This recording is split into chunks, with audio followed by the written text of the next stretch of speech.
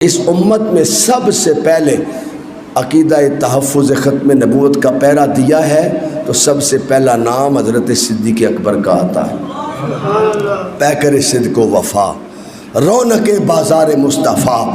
مزاج شناس مصطفیٰ، حضرت ابو بکر صدیق رضی اللہ تعالیٰ عنہ۔ مسلمہ کذاب نے دعویٰ کر دیا،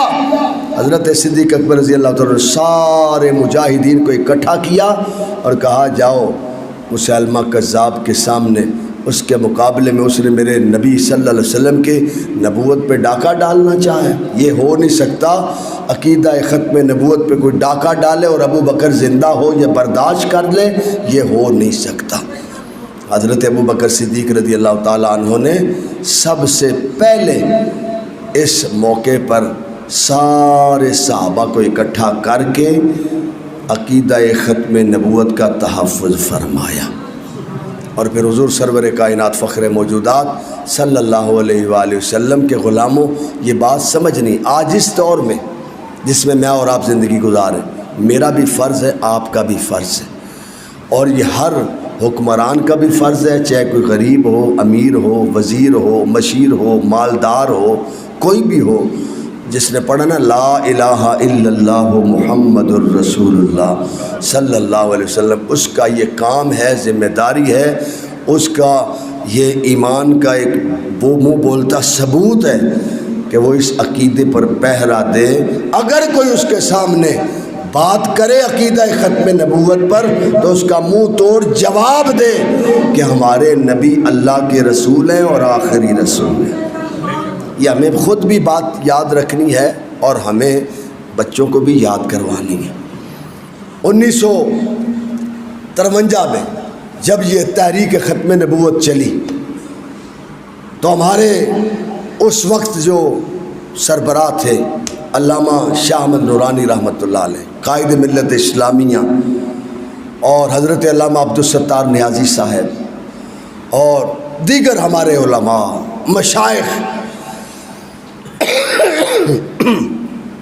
بڑی ذمہ داری کے ساتھ انہوں نے عقیدہ ختم نبوت کو پیرا دیا۔ علامہ عبدالستار نیازی رحمۃ اللہ علیہ کو جیل ہو گئی، پابند سلاسل کر دیا گیا۔ ایک دن جج نے کے سامنے پیش کیا گیا، جج نے بلایا، کہا اے عبدالستار نیازی اگر تمہیں رہا کر دیا جائے تو پھر تمہارا عمل کیا ہوگا؟ کہا اگر میرے سامنے عقیدہ ختم نبوت کو چھیڑا جائے گا تو میں پھر اس کے تحفظ کے لیے کھڑا ہو جاؤں گا۔ حضرت علامہ عبدالستار نیازی قائد ملت اسلامیہ، انہوں نے سر اٹھا کے جواب دیا کہ جب تک زندگی کا آخری سانس ہمارے اندر موجود ہے اور جسم میں خون کا آخری قطرہ موجود ہے، اس وقت تک ہم عقیدہ تحفظ ختم نبوت پر پہرا دیتے رہیں گے۔ حضرت علامہ عبدالستار نیازی رحمۃ اللہ علیہ آپ جب رہا ہوئے تو پھر مدینے والے محبوب نے بلا لیا، تو مدینہ شریف آپ پہنچے تو آپ کے سر پہ امامہ شریف تھا اور شملہ آپ کا اونچا ہوا کرتا تھا۔ آپ بھی جنہوں نے تصویر آپ کی دیکھی ہے یا اس دور میں جنہوں نے آپ کی زیارت کی، میں نے ان کی زیارت کی ہے، ان کے حیات میں علامہ شاہ احمد نورانی رحمۃ اللہ علیہ کی بھی زیارت ان کی حیات میں کی ہے، تو ان کا شملہ جو ہے وہ کافی اونچا ہوتا تھا۔ تو جب مدینہ منورہ پہنچے تو کسی شخص نے کہہ دیا اے علامہ عبدالستار نیازی یہ تو مقام بڑا اعلیٰ اور عرفہ مقام ہے، حضور کا روضہ انور ہے، یہاں تو آیا ہے